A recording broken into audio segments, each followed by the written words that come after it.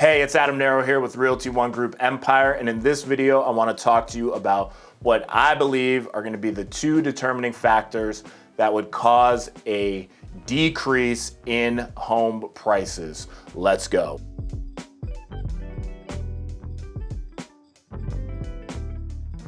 All right, so the question I keep getting asked, and I think the question on a lot of people's mind is, when are home prices going to drop? When are they going to decrease? Over the past year, we've seen home prices just steadily increase month over month. And now, people are wondering, how long is this going to go on for? And in my opinion, there's two factors I don't know, is it really a problem? It depends on what side of the fence you're on. If you're a homeowner, I mean, this is obviously great news for you. You obviously want the value of your home to increase, month over month, year over year. Now, if you're a home buyer, yeah, it's going to be, a lot tougher to buy a home in this market than, let's say, 18 months ago. So with that being said, the first, I guess, factor we could call it that would bring down home prices is obviously going to be interest rates. I mean, we've been at record low interest rates for pretty much the past 12 months. Month over month, interest rates have been dropping until recently, where within the last 2 weeks, we've seen an increase in interest rates. Now, keep in mind, I mean, we're looking at, a 3.25% interest rate. So an increase, we went from basically, a 2.75 interest rate, depending on how qualified you were, to where now you're probably at a 3.25% interest rate. Obviously, there's factors determining, how well qualified you are. So if you're well qualified, you're probably looking at the low threes now versus the higher to mid twos. I mean, still, in the grand scheme of things, a 3.2% interest rate is still phenomenal. Yeah, you probably missed out if you weren't able to purchase, with a lower interest rate. You might have missed out, but hey, it's better than a 4. So keep that in mind. Now, since interest rates have increased, I believe, throughout the year, we could see them increase gradually throughout the year, but I think we would need a significant increase to see a change in home prices. So as of now, if interest rates do continue to gradually rise, I don't think it's going to have that much of an effect on the home prices currently, at least for this year. Now, let's say if we jump up to a 4.25%, then we might see, a little, correction within the home prices, since that would be, a big jump from where we were at with the mid to high twos. So if a gradual increase happens, I don't think we're going to see a change in home prices. Now, if we see a drastic increase, then that could be different. But with the stimulus package, just coming out of the pandemic, I don't see why the Fed would do that. That would absolutely, crush everything that we have going on in the housing market right now, which, we need the economy to go. So that wouldn't be wise. So now the other, and I believe this is the most important factor, is we have record low inventory. So unless we see a massive increase in inventory, if our inventory remains low, and it's been remaining low for, pretty much the past year as well, if we remain at these levels, then home prices have no choice but to rise. That's just the reality of the situation. The supply and demand, we have, pretty much record high demand and record low supplies. So, I mean, that combination is just going to continue to rise home prices throughout the year. Now, for the inventory, we do have, forbearance. We have those programs out there, and then we also have the eviction moratorium out there. Now, with both of those are going to take time to see, the cause and effect of that.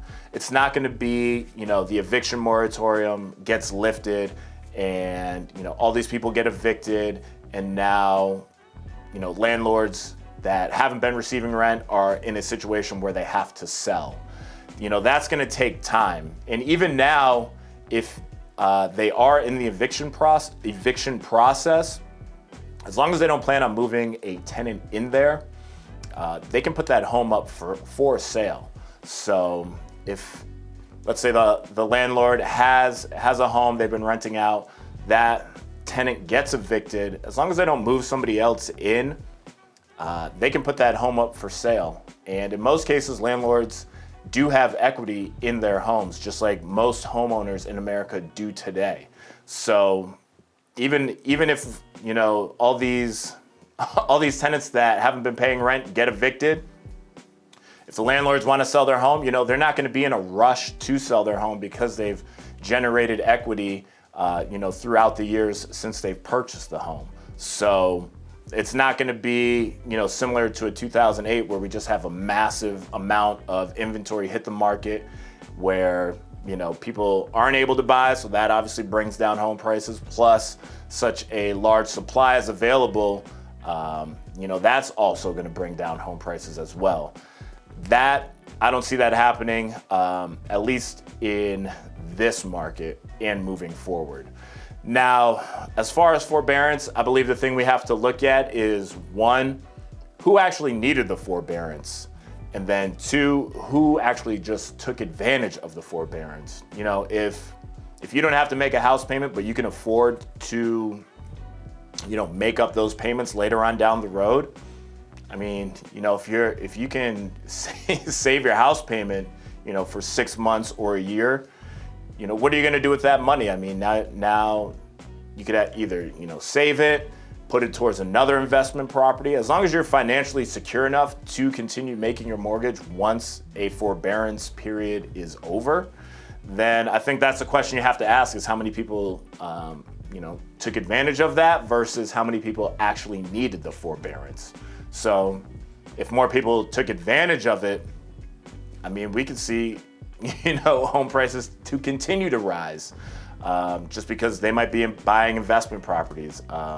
They could put that money in the stock market, or once the economy, fully opens up, they could go on vacation, spend it. I don't know, they could do a lot with that money. So it all depends. But basically, in summary, the two main things that would bring the home prices down would be, in my opinion, a significant rise in interest rates. A gradual rise, I don't think that's really I don't think we're gonna see the effects of that, throughout the year if they rise gradually through the year. I think we'd have to see a sharp spike in interest rates to see an effect on housing prices. And then also the main thing is we need inventory. So if inventory remains low, don't expect to see home prices drop. That's just the reality of the situation. We have, super high demand and super low supply. So that's gonna, create home prices continuing to rise. So we need inventory. That's pretty much the only way I see home prices having a significant change. And to be honest with you, I don't think we're gonna, obviously we've seen home prices rise. I think we're gonna level out, and then possibly we could see home prices come down. I think people are expecting, kind of home prices to rise and then home prices to immediately drop. I don't think that's gonna happen at all. I think we're gonna see, we've obviously seen them rise. I think eventually we're gonna see them level out. And then, how long is that gonna take? That could be, a year, maybe 2 years of, the market remaining flat. I mean, we're speculating at this point, but in my opinion, that's what I can see happening whenever we do reach, whatever the peak is going to be. Main thing is we need inventory. If we don't get any more inventory, home prices are going to continue to rise. So keep that in mind. And with that being said, my name's Adam Narreau, and I'll see you in the next one.